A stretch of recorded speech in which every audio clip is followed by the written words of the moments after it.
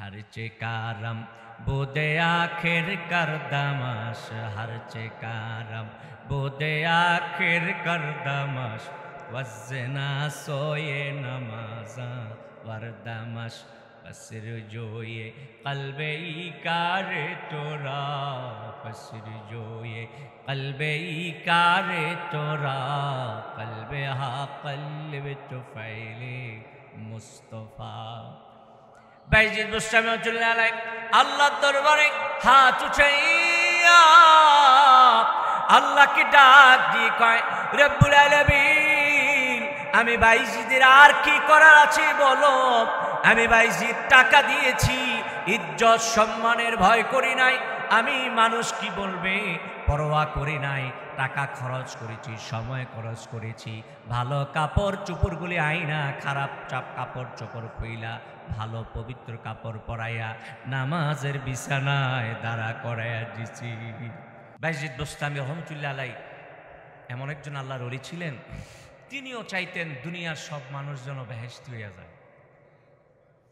হঠাৎ করে একজন আইসা কইল, হুজুর, আপনি তো এই বোস্তাম শহরে থাকেন, আপনি তো চাচ্ছেন যে সবাই ওলি হইয়া যায়, সবাই বেহেশতি হইয়া যায়, কিন্তু এই বোস্তাম শহরের যুবক ছেলে যারা, তারা কিন্তু শেষ হয়ে যাচ্ছে।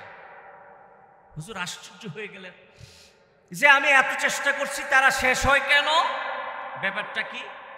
লোকেরা বলল, হুজুর, বোস্তাম শহরের বাজারে একটা আলিশান প্রাসাদ আছে, ওই প্রাসাদের ভিতরে একটা সুন্দরী নারী আছে। জোরে কর নাউজুবিল্লাহ। ওই সুন্দরী নারীটা যুবক ছেলেদেরকে আকৃষ্ট করে তাদেরকে জেনা বেবিচারের দিকে নিয়ে যায়। ওই নারীর জন্য এদেশের বোস্তাম শহরের সব যুবক খারাপ হয়ে যাচ্ছে। হুজুর পেরেশান হয়ে গেলেন, আরে এই যুবকদেরকে ভালো ভালো কথা বললে কি লাভ হবে, তাদের তো গোড়ায় সমস্যা, কোনো ভালো কথা তাদের কানে ধরবে না, ঠিক কিনা বলে?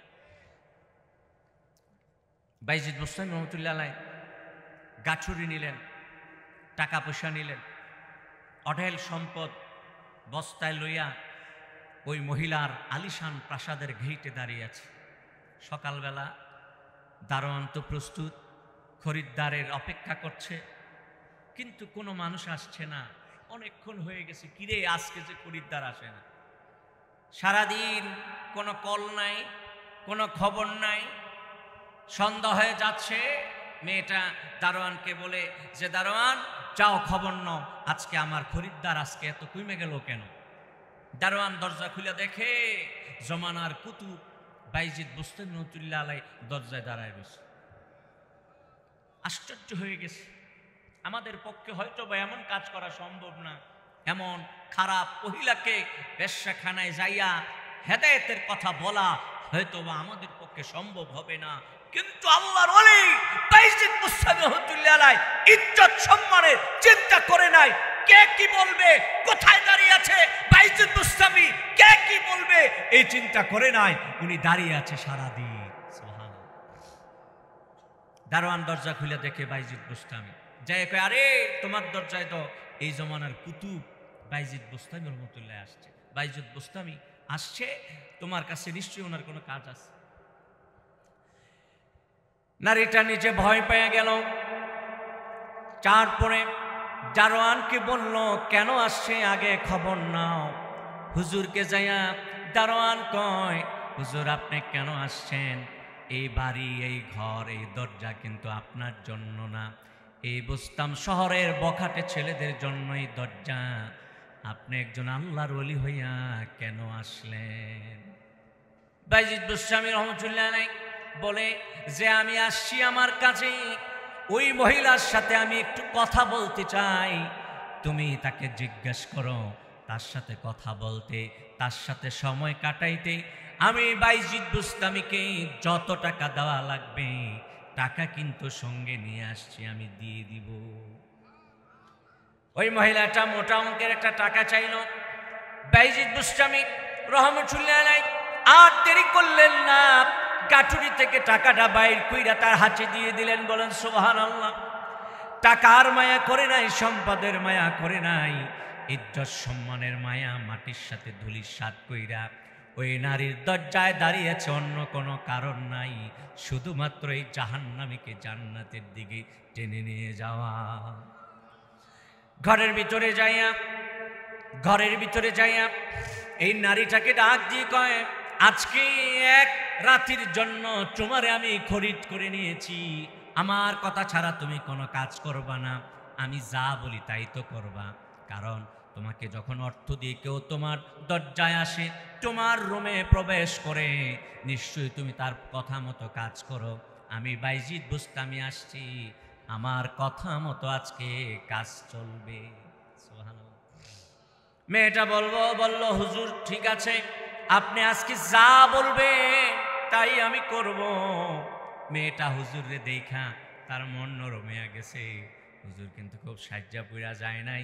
হুজুর সাধারণ একটা বেশে গাঠুরি নিয়া, টাকা পয়সা নিয়া, ওই গাঠুরির ভিতরে পবিত্র কিছু কাপড় নিয়া, নামাজের একটা বিছানা নিয়া হাজির হইয়া গেছে।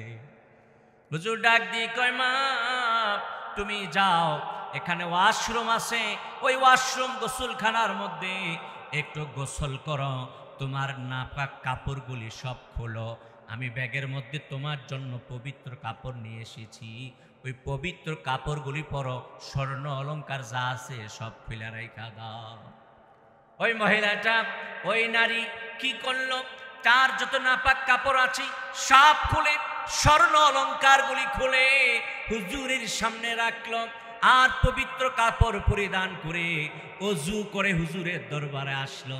হুজুর বললেন যে অজু করে আসছো, সব পরিষ্কার হয়ে আসছো, নাও তোমার জন্য আমি নামাজের বিছানা বিছায়া রাখছি, তুমি কমাস কম আমার নির্দেশে 2 রাকাত নামাজ পড়ো। সুবহানাল্লাহ কইতেন। বাইজিদ বুস্তামি রহমাতুল্লাহ আলাইহি এই নারীকে নামাজের বিছানায় দাঁড়া করাইয়া পিছন থেকে আল্লাহর দরবারে হাত উঠাইয়া দিছে। সুবহানাল্লাহ।